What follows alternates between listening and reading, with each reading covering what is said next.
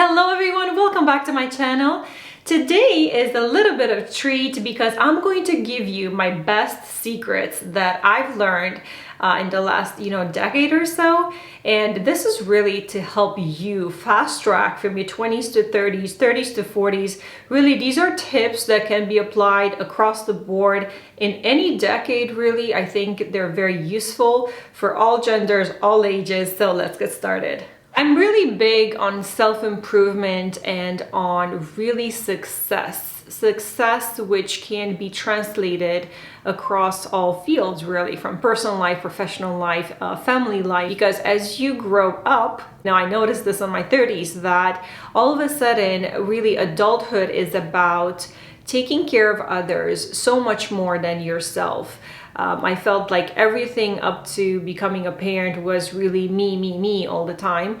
And now, not only that it's not about me, but about, other people, so many of the people around me rely on my strength, my advice, my just overall, grasp on things. So it's a really big responsibility, and sometimes it can be challenging. So I'm always curious about developing my skills and applying them across the board.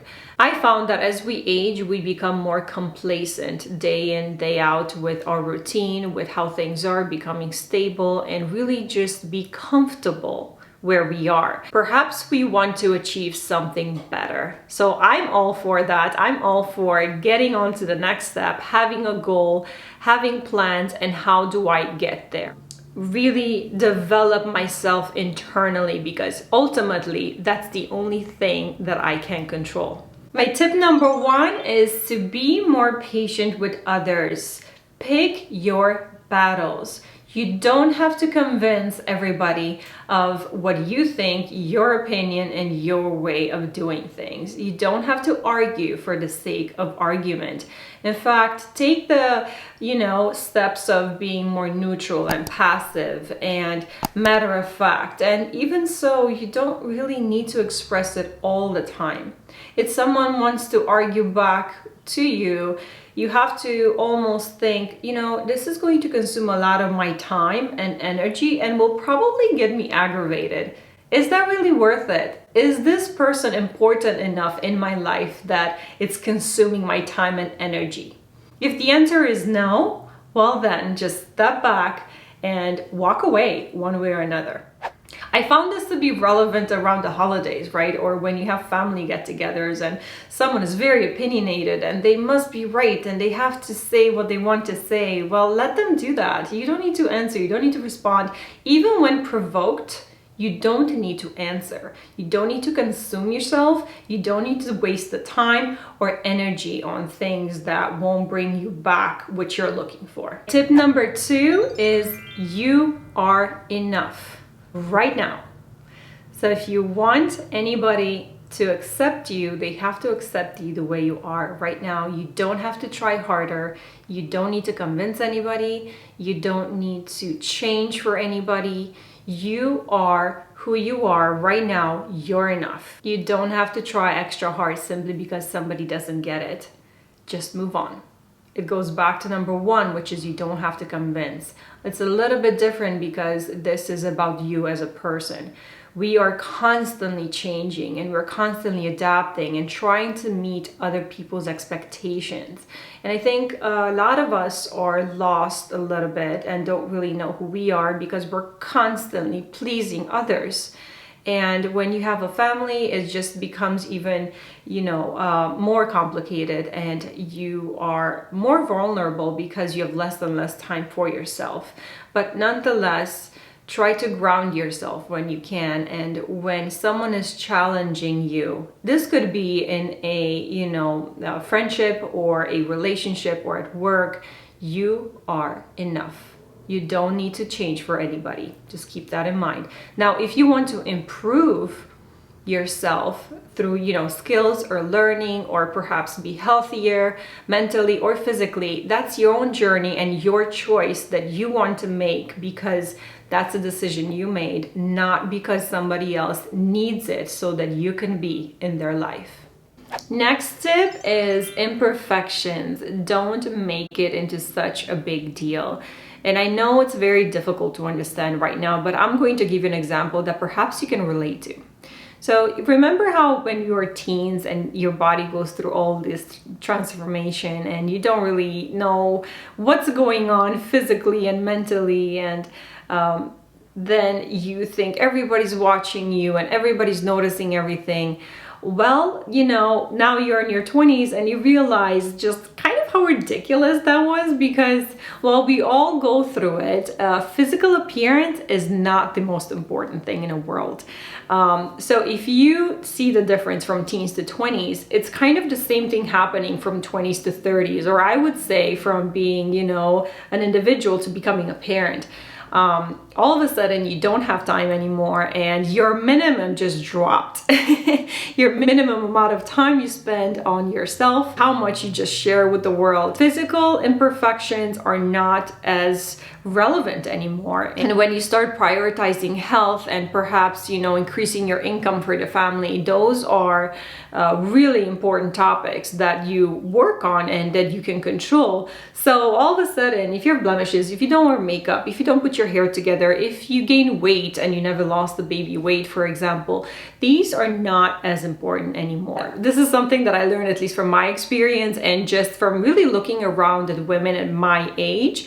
So if you are putting in more effort and try to do it optimally so you don't spend a lot of time and of course look chic and put together, elegant, timeless, then that's a great advantage that works for you. But don't make small things into a big deal anymore, because really they're not. Nobody's looking, nobody has time to care about each other anymore, just really your inner circle. And it's really all in your head. I know it's hard. It's kind of hard to picture that, but I have to remind myself of that all the time. Like, you know, it's all in my head and nobody else will notice. Nobody else will notice unless you bring it up to them. The next one stings a little bit because, well, I am a perfectionist and that doesn't mean I'm perfect. That just means I'm trying all the time to be perfect. Big difference. But joking aside, it's okay to be wrong. Yeah, that's a really big sentence. So think about that. What is the purpose of an argument, right? Is it really to prove a point? Because point number 1 and 2 were that you don't need to convince anybody. It's okay to disagree. Agree to disagree, right? More so, you can admit when you're wrong, if that will improve the communication and the relationship. You can still learn from it and just move on. It's nothing shameful, and I think it's something we should be getting used to more often, because a lot of the battles are fought because we're just egocentric and refuse to be wrong. Not sure if it's more on the male side. Women just love to argue, right? It's like a good argument and then you get it out of your system and it's, you know, very energy releasing. But do you really need that? Because then you're exhausted. At least in my 30s, yeah, I can't have a full-on 3-4 hour argument. Nobody has the time. It's such a waste of time and energy. And my goodness, I could be watching something on Netflix instead, or creating a video for you. Next, let's get a little bit physical. Take better care of yourself.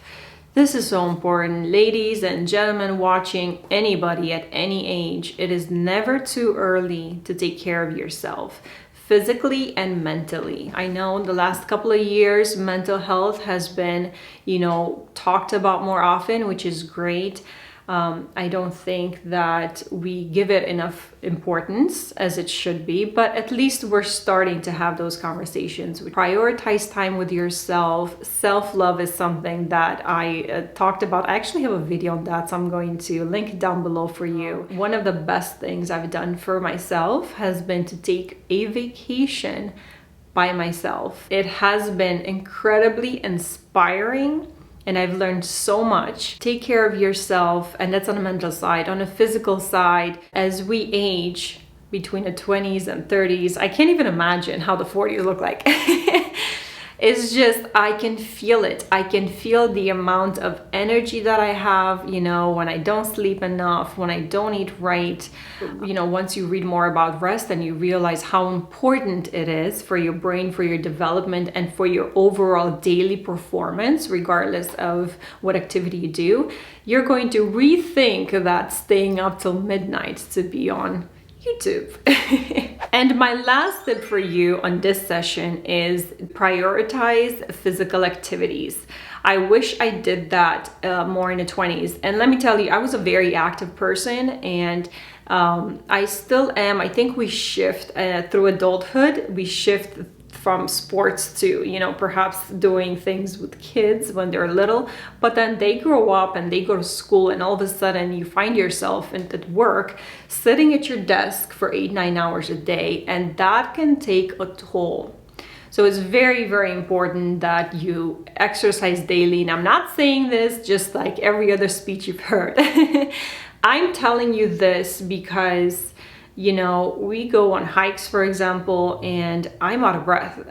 And sometimes, you know, vitamins are not enough. I wish I knew this in my 20s, because now it's much more difficult. I've even started doing stretches because a little bit of cardio, just walking every day, is not enough.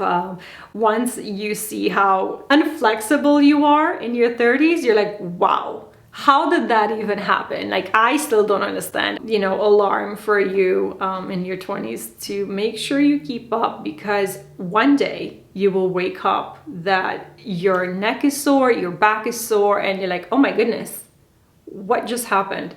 Am I aging? Yes, welcome to your 30s.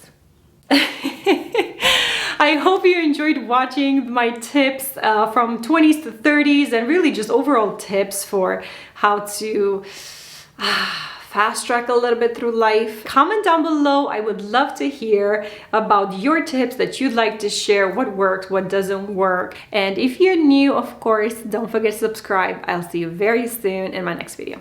Bye-bye.